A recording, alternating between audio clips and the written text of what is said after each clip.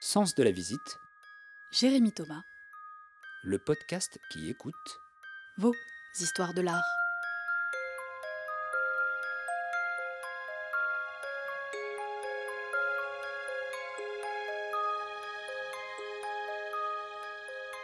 Jean-Pierre Reynaud est aujourd'hui considéré comme l'un des plus grands artistes contemporains français. Depuis plus de 50 ans, son œuvre, saluée par la critique et reconnue à travers le monde, est exposée dans les plus grands musées internationaux.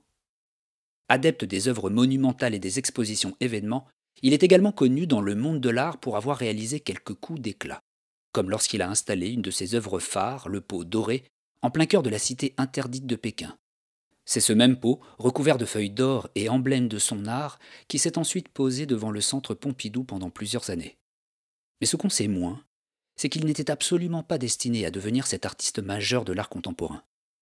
Au tout début des années 60, un diplôme d'horticulture en poche, il s'apprête à devenir paysagiste. Mais un matin, il décide de s'exprimer et de faire de sa vie une vie d'artiste. La chance qu'on a avec l'art contemporain, c'est, contrairement à d'autres périodes de l'histoire de l'art, c'est qu'on peut rencontrer les artistes et leur parler. Alors, par un matin froid et ensoleillé de janvier, je suis allé chez lui, à Paris, près du métro Alésia, dans la célèbre résidence d'artistes de la rue des Plantes. Avant lui, Max Ernst, Soutine, ou même le résistant Jean Moulin ont habité ici. Quand je suis arrivé, l'immeuble était en travaux et se dégageait une forte odeur de peinture fraîche. Il m'a ouvert la porte avec délicatesse et je suis rentré dans son espace de vie, tout de blanc et de lumière vêtue, où rien n'est superflu, tout est précis. Au milieu de ses œuvres et de ses plantes, il habite et travaille ici.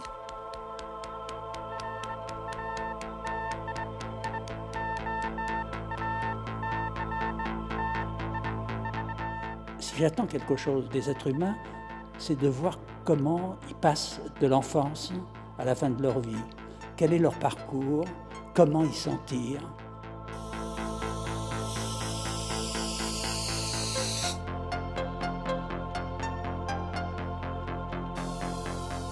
Je fais de l'art comme je respire. Je vais essayer de respirer le mieux possible. Donc je vais essayer de faire de l'art le mieux possible.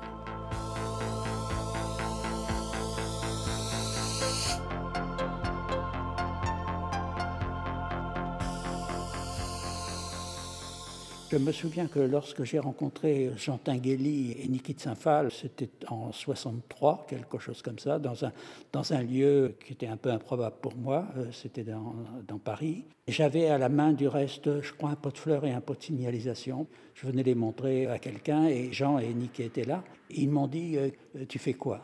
Je leur ai dit « Je fais ça. Je ne sais pas pourquoi, mais en tous les cas, ça me fait du bien. » Ils m'ont dit « Tu es un artiste, tu fais ce qu'on appelle des œuvres. » Je leur ai dit écoutez, si vous me dites que je suis un artiste, je veux bien, je suis un artiste. Moi, j'ai rien fait pour avoir ce statut-là, parce que je suis autodidacte, je n'ai pas fait d'école d'art. Et pour moi, l'art, c'était un moyen de m'exprimer et ça n'est pas un but dans ma vie. J'aimerais comprendre ce qui s'est passé le jour où tu as créé ta première œuvre d'art, c'est-à-dire le jour où tu as mis du ciment dans un pot.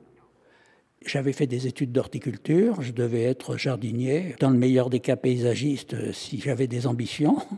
Et puis la guerre d'Algérie est arrivée, c'était en 1959. J'ai fait 2 ans et demi de service militaire. Comme mon père avait été tué pendant la guerre, j'étais pupille de la nation parce que mon père avait eu une mention mort pour la France. Donc j'étais exempt d'Algérie. Et très heureux parce que moi, les guerres coloniales, c'était pas spécialement mon histoire. Donc je suis resté à Paris, à la Défense nationale. J'étais secrétaire d'un colonel qui était extrêmement sévère et tout ça. C'était le service des renseignements. C'est un service très strict, très sérieux et très secret de la politique militaire. Mon service s'occupait de la torture en Algérie. C'était les dossiers. Et comme j'étais secrétaire de ce colonel, me passait toute la journée des dossiers sur la torture en Algérie. Ce qui fait que, sans avoir été en Algérie, je crois que j'ai été aussi traumatisé que quelqu'un qui avait été en Algérie. En tous les cas, moi, j'en suis pas sorti indemne. Et quand je suis sorti, je me suis retrouvé incapable de rentrer dans la vie réelle et je suis resté 1 an alité parce que je ne voulais plus vivre de nouveau la vie normale. J'étais plus adapté. Et ma mère, très généreusement, avec beaucoup d'amour, m'a nourri à la petite cuillère, carrément, dans mon lit. Et puis, je pensais que jusqu'à la fin de ma vie, j'allais rester comme ça, allongé de cette façon-là, sans vouloir vivre la vie réelle, la vie de tout le monde. Et subitement, au bout d'un certain nombre de temps, au bout d'une année, il s'est passé quelque chose dans ma tête, dans mon cerveau, qui fait que j'ai éprouvé le besoin de me lever, parce que je restais allongé. Du reste, c'est à ce moment-là que j'ai pris, je crois, 10 cm de plus, parce que quand on est allongé, c'était la croissance encore.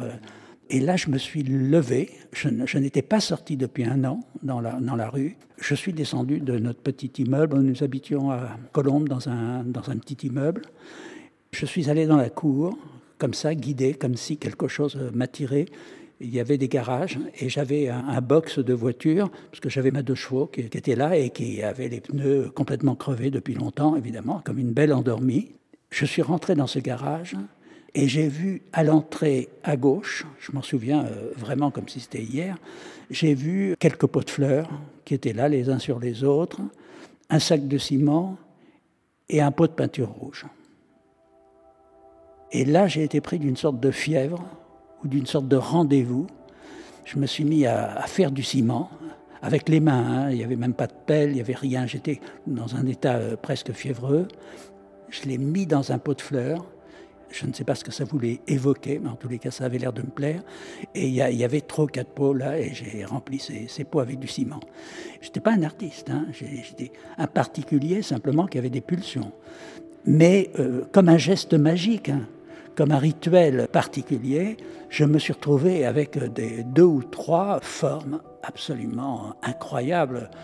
Pour moi, aujourd'hui, ça me fait penser plus à un geste primitif, quelque chose comme ça, une sorte de rituel de transe, je ne sais pas. Je me suis senti, mais d'un seul coup, complètement bien, comme si, dans le fond, je venais de naître, et j'avais complètement oublié cette année passée dans mon lit, l'Algérie, les traumatismes et tout ça. J'étais dans une sorte d'euphorie. J'ai l'impression que c'est ce jour où j'ai commencé à naître, en réalité, à être un être vivant. Et j'ai tellement aimé ça, j'ai acheté quelques pots de fleurs, j'en ai refait d'autres, mais avec un pinceau. Et puis, ça ne suffisait pas à moi. J'avais besoin qu'il se passe quelque chose. Je suis sorti dans la rue et j'ai vu, comme dans toutes les rues du monde entier, il y avait un panneau de sens interdit qui était là, et j'ai fait ce geste sacrilège, je l'ai volé, je l'ai décroché, je l'ai pris. Comme si je prenais un coquelicot dans mes mains, un bouquet de fleurs et une chose comme ça. Là, je suis devenu un autre homme, et c'est un tout petit peu plus tard, quelques mois plus tard, que j'ai rencontré Jean Tinguely et Niki, quand j'ai raconté cette histoire, où ils m'ont dit « Qu'est-ce que tu fais avec ça ?» Et je leur ai dit « Mais je ne sais pas ce que c'est ». Ils m'ont dit « Mais tu es un artiste ».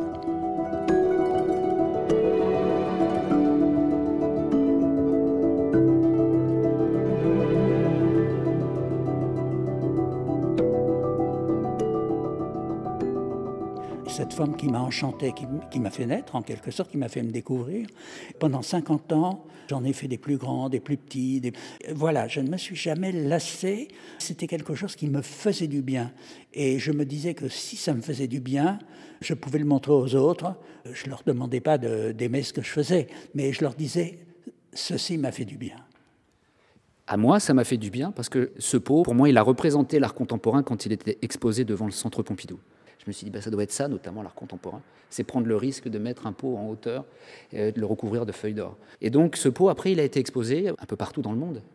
À la Cité interdite de Pékin et dans plein de pays. Est-ce qu'il y a un endroit qui t'a marqué où tu as pu l'exposer? Il a fait les plus beaux endroits du monde, ce pot. J'ai fait des expériences sans fin dans le monde entier avec les pots en général. À ce moment-là, j'avais un sponsor qui était Cartier. Alain-Dominique Perrin a été un homme remarquable à mon égard, comme les Médicis à la Renaissance.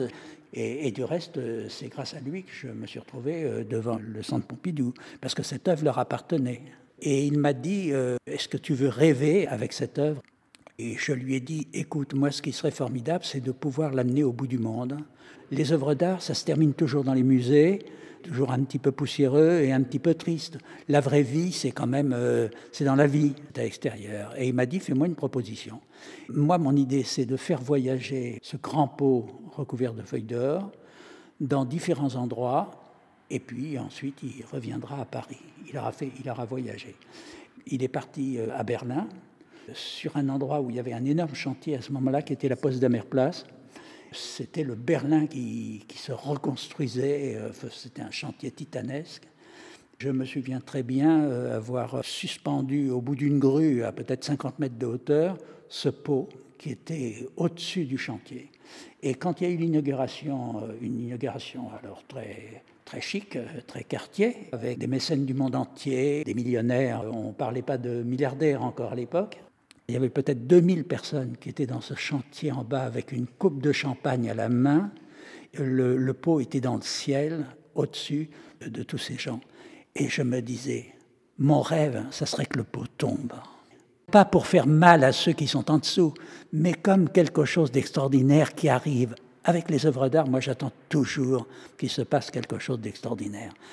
Et malheureusement ou heureusement, le pot n'est pas tombé, tout le monde était content, et le pot a continué à vivre ensuite d'autres étapes. Il a voyagé, et il a été en particulier à Pékin, dans la Cité interdite.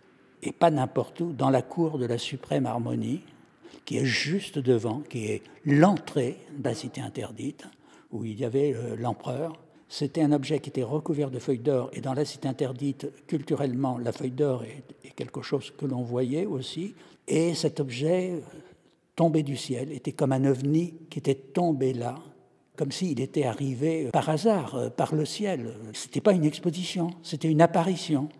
C'était complètement magique.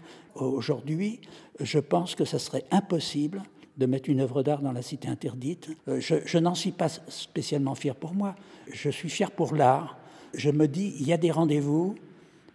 Parfois, les rendez-vous, ça marche. Et celui-là a marché.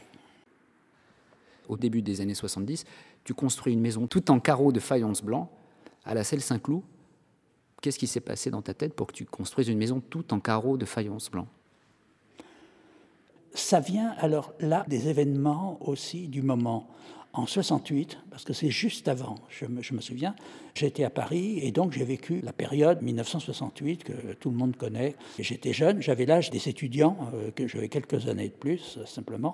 J'ai vu dans Paris des endroits où ça brûlait, les bagnoles, et ça a été quand même une sorte de choc assez impressionnant. Et je me suis senti tout de suite mal à l'aise avec cette révolution. C'était pas la mienne. Je ne m'y retrouvais pas. Ça ne m'étonnait pas parce que moi j'étais quelqu'un de totalement introverti dans ma nature.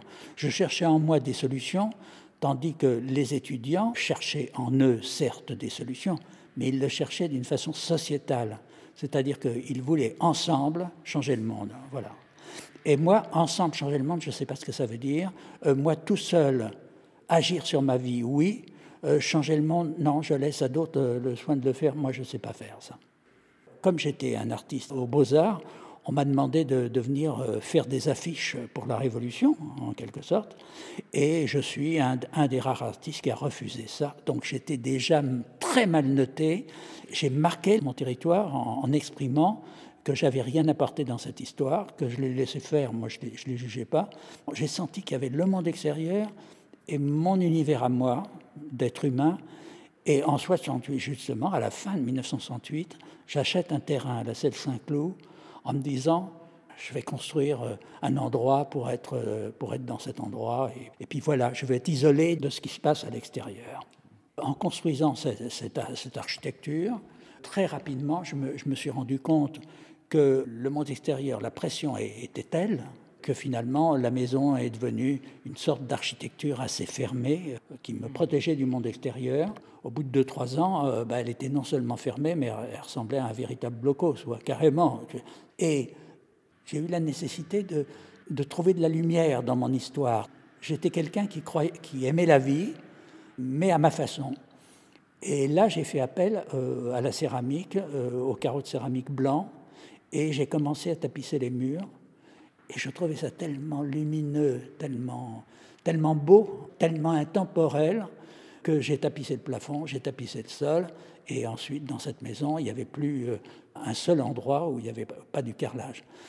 au milieu de ça, je me suis dit, là, je suis ailleurs. Je suis un peu comme dans une capsule spatiale. Je suis ailleurs. Je ne suis pas dans ce monde de mai 68. Je ne suis pas dans le monde à l'extérieur avec ses revendications. Je suis dans mon monde à moi.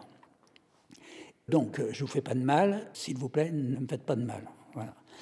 J'ai été tellement heureux de cette expérience individuelle que je suis resté 23 années dans cet endroit. Alors je sortais, bien sûr, mais j'avais aussi ma façon de vivre les choses. Par exemple, il n'y avait pas de cuisine. Je ne voulais pas être dans un lieu convivial. J'étais dans une sorte un peu comme un sous-marin atomique, dans un endroit où je me sentais toujours un petit peu en danger. C'est-à-dire que le monde extérieur me paraissait toujours un danger qui pouvait apparaître. Donc je sortais de la maison pour me nourrir. Et du reste, je recevais pratiquement personne dans cette maison. C'était un lieu assez austère, mais magnifique. Et je l'ai transformé plusieurs fois, et c'est devenu, après, une sorte de palais des 1001 nuits et tout ça. Dans la tête, quand on rêve, tout est possible, tout est permis. Tout est permis. Et je l'ai concrétisé. Et du reste, à la fin, moi j'avais vieilli évidemment énormément à ce moment-là. J'avais peut-être 55 ans ou 57 ans. Je me suis dit, mais finalement, je vais mourir dans cet endroit. Je suis né dans cet endroit, j'ai fait naître cet endroit, et maintenant, je vais mourir dedans.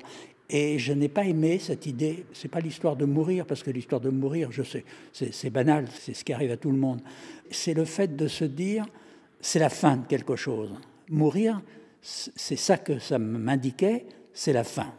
Et je me suis dit, non, je suis vivant, je vais encore intervenir si j'en ai la force, je vais faire un geste qui fait que je montre que je suis encore vivant.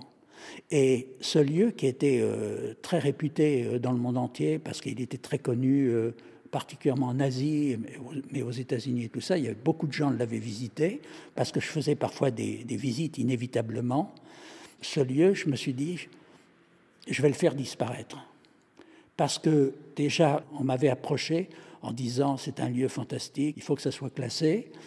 Je me suis dit, mais qu'est-ce que ça veut dire classé? C'est un lieu magique, donc on ne va pas commencer encore à classer. Il y a tellement d'œuvres d'art qui sont classées. La seule solution que j'ai trouvée, c'est de le détruire. C'est-à-dire de pulvériser avec un bulldozer cet espace merveilleux, et c'est devenu une sorte de renaissance, en quelque sorte, cette aventure continuée, parce que je la faisais disparaître moi-même, non pas parce que je ne l'aimais pas, mais parce que je l'aimais. Je la faisais disparaître parce que je l'aimais, en disant la société n'est pas capable de créer la magie que moi j'ai créée. Qu'est-ce qui va se passer si elle est classée? On va mettre un sanitaire, il y aura les toilettes et le reste. Et je me suis dit non, il faut qu'elle reste pure, il faut qu'elle reste ce qu'elle est. Pour la protéger, je vais la faire disparaître. Et je n'ai jamais regretté d'avoir fait ce geste un jour. J'ai fait venir un bulldozer et puis j'ai dit, on détruit tout.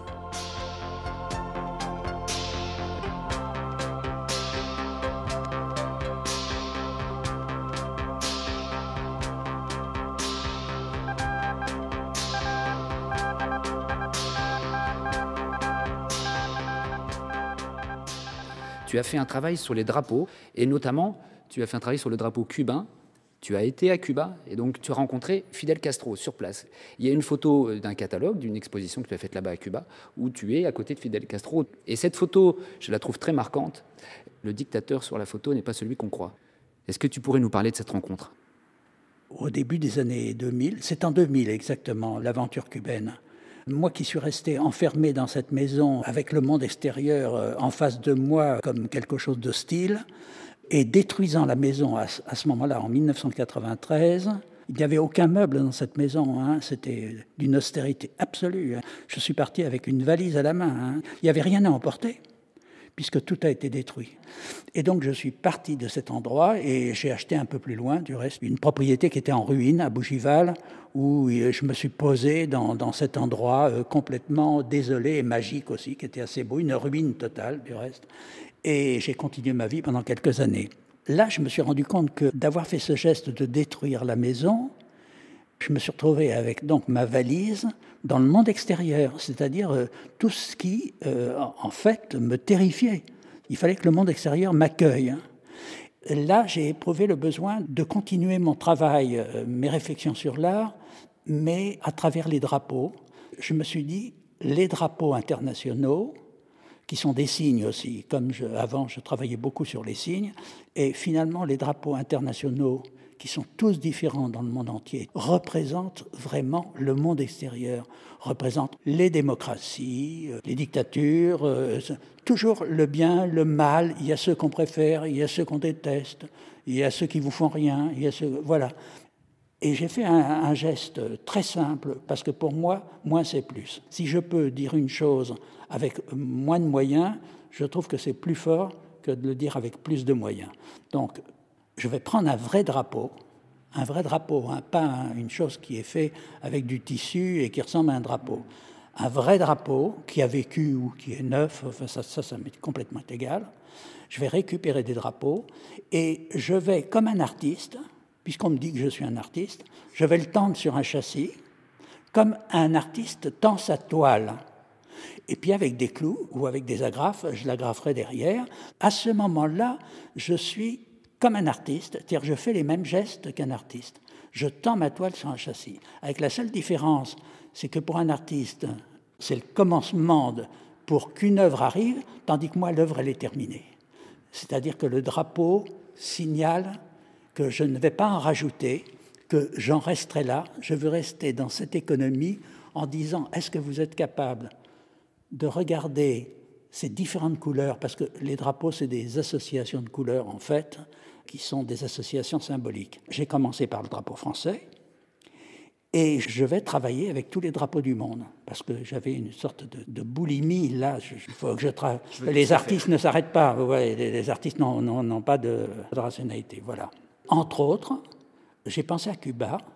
On se dit, le drapeau cubain, ça fait partie d'une histoire incroyable. Oui, l'histoire des missiles, révolution. On peut se poser toutes ces questions sans savoir comment le drapeau est fait. Alors moi, très vite, évidemment, j'étais spécialiste dans les drapeaux, je connaissais tous les drapeaux du monde, donc j'ai bien vu comment le drapeau était fait. Et j'ai pris un vrai drapeau, un authentique drapeau que j'ai tendu sur un châssis. Et puis, c'était à moi d'être assez malin pour arriver à le confronter à Cuba. Donc, c'est évidemment une aventure extraordinaire, parce que autant je ne parle aucune langue, je suis quelqu'un qui ne sait pas voyager, parce que je suis un handicapé de la vie. Je n'ai aucun handicap physique, mais je suis un handicapé total, mais par contre, j'ai des ressources de survie. Et donc, je me suis dit, il faut que je rencontre Fidel Castro et que je fasse la confrontation entre ce que ça représente pour lui et ce que ça représente pour moi. Et j'y suis arrivé, c'est-à-dire que quand on veut, on peut. En tous les cas, moi j'étais tellement motivé que j'ai réussi à approcher les responsables qui étaient près de Castro. Et ben le petit bonhomme que j'étais, enfin ce personnage qui ne parle aucune langue, qui ne sait rien faire, qui ne sait simplement que manier des trucs, j'ai réussi à approcher ces personnes et à leur dire il faut absolument que nous fassions ce rendez-vous-là. Fidel Castro a été évidemment au courant. Il a accepté ce rendez-vous à La Havane. Je dis ça pour qu'on comprenne qu'avec l'art, tout est possible. Il faut simplement avoir une détermination sans faille. Chacun de nous a des choses qu'il sait faire. Et là, j'ai su le faire, tout handicapé que j'étais. Je vais même aller jusqu'au bout. J'ai eu pratiquement le tapis rouge à l'avion. J'ai eu le prix de l'UNESCO aussi à La Havane pour mon travail. J'ai représenté donc la France à ce moment-là. Il m'a reçu. J'ai même déjeuné avec lui. Enfin, nous étions 6 personnes. Ce drapeau tendu sur un châssis a été apporté à l'endroit où Fidel Castro est là. Il y avait évidemment son photographe personnel, parce que les photographes n'avaient pas le droit de rentrer. Je lui ai dit, la moitié est à moi, l'autre moitié est à vous. Et je lui ai fait comprendre que mon geste d'artiste n'était pas de prendre possession de ce drapeau qui lui appartenait aussi. Lui, pour Fidel Castro, c'était son drapeau, et pour moi, c'était ce geste avec ce drapeau en me trouvant dans cette posture. Sans ça, je n'aurais jamais rencontré Fidel Castro si je n'avais pas été un artiste. Donc c'était en disant, c'est l'art qui donne cette force-là. Êtes-vous capable d'assumer cette force-là? Et Fidel Castro m'a impressionné parce que c'était quand même un intellectuel. Et il a pu, sans se sentir attaqué, enfin, il aurait pu se dire mais qu'est-ce que c'est que ce petit con, qu'est-ce que ça veut dire, je perds mon temps, ou pour qui il se prend, et des choses comme ça. Il a respecté, donc il a compris que je n'étais pas en train de le juger, que la moitié était à lui, l'autre moitié était à l'art. L'autre moitié était à l'art. Et alors ce drapeau se trouve au Palais de la Révolution actuellement, et les ambassadeurs passent devant. Il y était encore il y a quelques années. Donc pour dire qu'il est rentré officiellement comme une œuvre de Reynaud au Palais de la Révolution cubaine. C'est quand même intéressant de sentir que dans un projet politique, le culturel a de l'importance. Il faut savoir qu'au même moment, c'était Bush qui était président des États-Unis, et si j'avais voulu faire la même chose avec Bush, jamais ce rendez-vous n'aurait pu se faire. C'était Bush père, hein. Mais Bush père ou Bush fils, même combat. Je veux dire, je sens bien la mentalité. Il se serait dit, non mais qu'est-ce que c'est que cette chose ? C'est inutile. Oui, exactement, ça veut rien dire. Ça veut rien dire, voilà, c'est ça.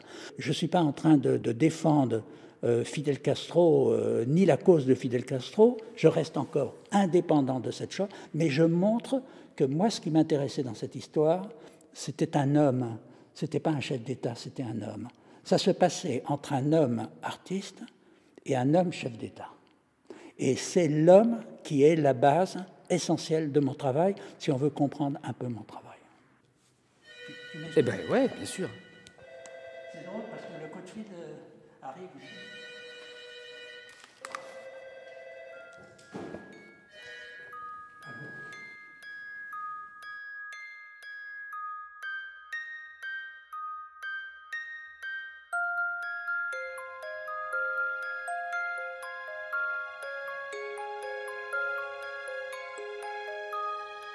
Trois conseils de visite pour illustrer l'épisode d'aujourd'hui et voir en vrai certaines des œuvres de Jean-Pierre Reynaud. D'abord, le Centre Pompidou à Paris, avec le fameux pot doré dont il nous a parlé, toujours exposé sur le toit du musée. En redescendant, arrêtez-vous au 4e étage pour admirer le magistral Conteneur Zéro, œuvre réalisée pour les 10 ans du musée.